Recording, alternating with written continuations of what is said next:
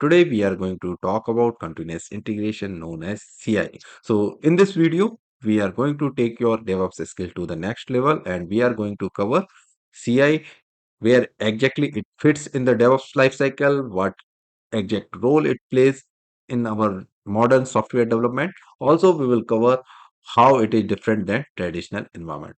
After learning about CI, we will also walk you through how you can implement CI in your project, how it works step by step. By the end of this video, you will learn about the most popular CI tools and also understand where it can be used. So if you are ready, then without wasting time, let's get started. But don't forget to subscribe this channel, like this video and share with your friend. Now let's start with what is CI. CI stands for continuous integration. So CI is a software development practice in which developer integrate code into a shared repository frequently, preferred several times in a day. Each integration can then be verified by a automated build and automated test. So these automated build and test is done by CI tools. So the goal of CI is to catch errors in the early stage itself, so before they can cause problems in the production. So the most important thing about CI, whenever you recall CI, just understand it's a build the application from the source code after a developer made the changes, and top of that application it perform the automated test. So if there is any issue, it will notify developers to fix them. Now let's understand how CI works. So as you know, right, developer writes the code for our application. So that is the first step of our development life cycle. After the planning and everything is done, then developers write the code. And what they do, they share this code whenever they commit it. The second step is it is pushed into the shared repository. Then we have the third step where the CI tools come into picture. What actually they do, once the developer commit the code to the source code repository that is shared, and this shared repository is configured with this CI tool. So whenever there is a change happen in the code, CI server is notified of the change and automatically build the code. So the task of this CI tool is to build application from the source code and run automated test on top of that code. If the test is passed, if test is passed, then it is pushed to the and confirm to the for the next phase. If the test got failed, then what happens, it will come to this direction and it will be notified to developer that you need to make some changes as the code is failed. So code will not be deployed to the development environment. So our CI tool role is just for the development phase. So what are these CI tools, sir? These tools can be your Jenkins, it can be your Travis CI or Circle CI. It's all depend on the situation and depend on your configuration which tool you are using. So these are the tools which help us to build and automate the task for the build. So these are the tools which help us to build application from the source code and also run the automated test on those code. So let's summarize this one. What will happen step by step? First step is developer commit the change in the source code. Second step, CI server get notified. Once it got the notification, then it run. Here CI server runs automated tests.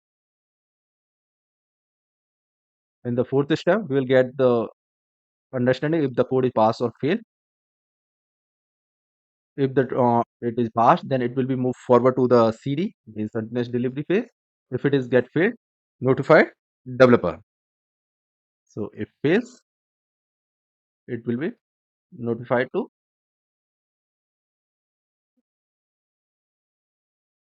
developer. So these are the five phases in which our CI works. Now let's understand how CI is different than traditional development. So let's discuss. So what happens in traditional development if we talk about team works independently for weeks or even for months, which actually lead to integration headache later point of times. For example, now you are working on one component here.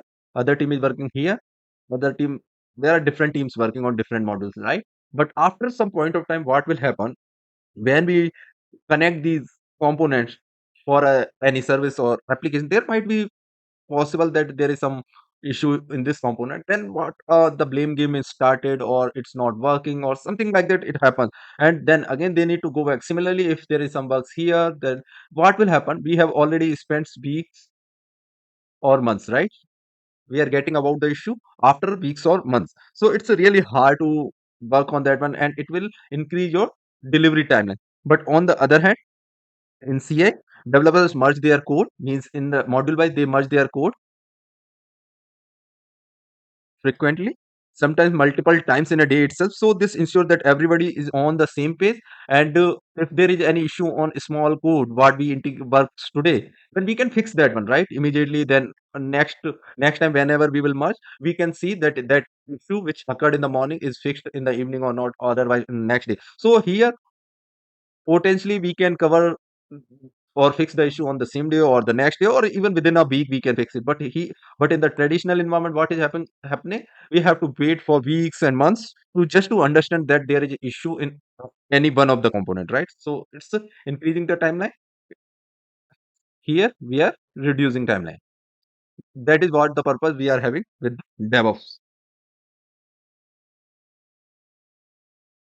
Now let's talk about benefits of CI. Although there are many benefits, but we are here going to talk about these five benefits. First benefit we are having, it increases the code quality. So how it increase the code quality?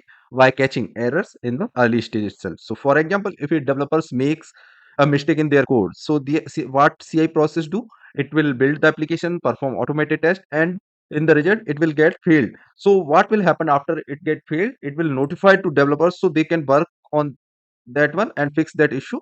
So this allows the developer to fix the error well before it can be deployed to the production. This is how it increase the code quality. Next benefit we are having, it reduce the risk of defects. CI can also help to reduce the risk of defects being introduced into the code. This is because the CI process will run automated test on the code every time it is committed to the source code repository. Because once you commit the changes in the repository, it will automatically trigger the notification to the CI tool that will help us to again perform the task of build and automated test. So these tests can help to identify and fix defects in the early stage itself. Now let's talk about third benefit, that is improved collaboration. CI can also help to improve collaboration between developers by making it easier to share code and track changes. So this is because the CI process will store a record of all the changes that had been made to the code. So this information can be used by developers to see what changes have been made to the code and who made them. So this is how it improves the collaboration. Next is, it helps us to faster the development cycle. CI can help to speed up development cycle by automating the automate, build, and test. This means that developer do not have to manually build and test their code every time they make a change. This can free up developers time so they can focus on other tasks such as writing new code or fixing the issues what they got in the early stage. Next benefit we are having, it increases the visibility, as we mentioned that it provide a record of all the changes that have been made to the code. So this information can be used by developers, managers, and other stakeholders to track the process of the development process and identify if there is any potential problem. So this is how CI help us in many ways.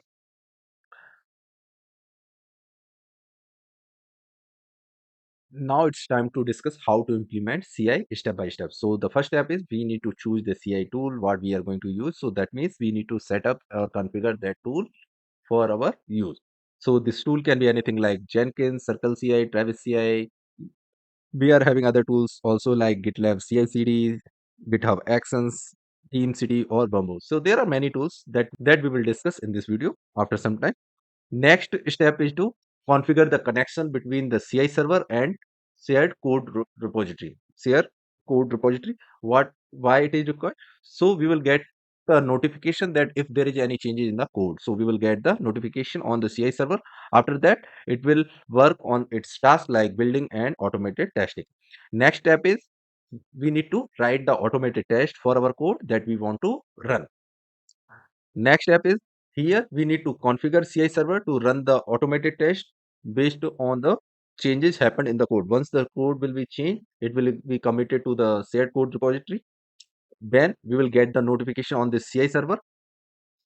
After that, it will run this automated test. So for that one, we need to configure it. So this is how we need to implement CI in our project. Now let's talk about the most important CI tools what we are having and understand quick explanation what type of tool it is and when it should be used. That is more important because we should understand when we can use which tool because there are many tools available in the market, but which tool is suitable for us, we need to understand that. So first tool is Jenkins.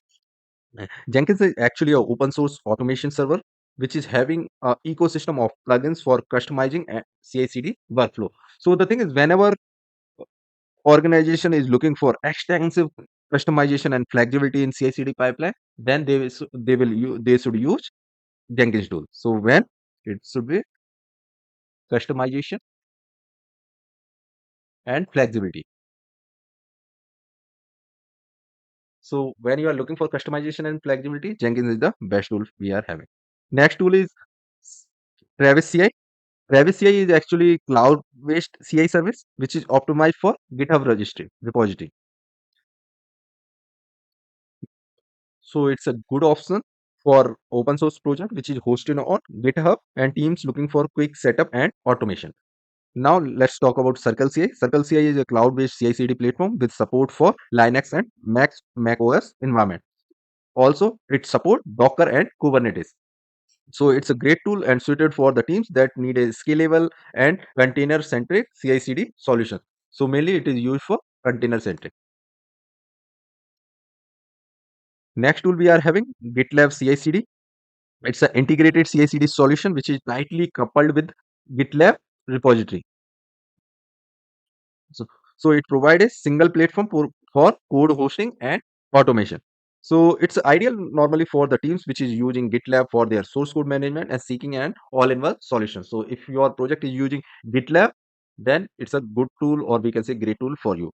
Next tool we are having GitHub Actions. So it's a again a native CI/CD solution which is integrated with GitHub repository as the name mentioned.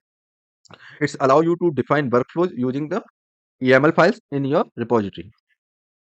So it's ideal for GitHub users, which is who is looking for a seamless CI/CD experience within the GitHub ecosystem. So if your project is using GitHub, then this tool is good. If you are using GitLab, then this tool is good. If you are looking for container based, then Circle CI is good. Travis CI is cloud based service. So if you are using GitHub repository and looking for cloud solution, that Travis CI is good. If you are looking for more customization and flexibility, then Jenkins tool is good option. So these are just five important tools we have covered. I am working on preparing full sheet of different tools that I'll share on the Telegram. So don't forget to join me on Telegram also. So guys, it's a time to learn about the best practices to follow while implementing CI in your environment. So first is automation. It means you need to automate everything you can do in your CI pipeline because it's an automated process where CI tools is configured with the source code repository. If there is any change in the source code, it will get be notified. And once the automated test will be passed, then it will be automatically passed to the next phase. Second best practice is keep build times short.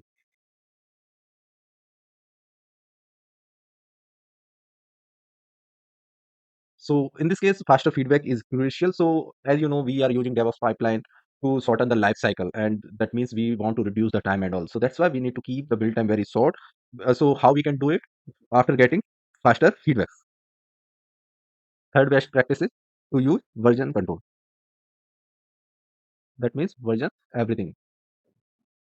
So as you know that version control help us to track the changes, right? So it's always good to have the different version whenever there is any changes, just to notify that it's an updated version. So what will happen if you think that new version is not working properly? You have the option to choose and go back to the previous version. Next practice is security scanning.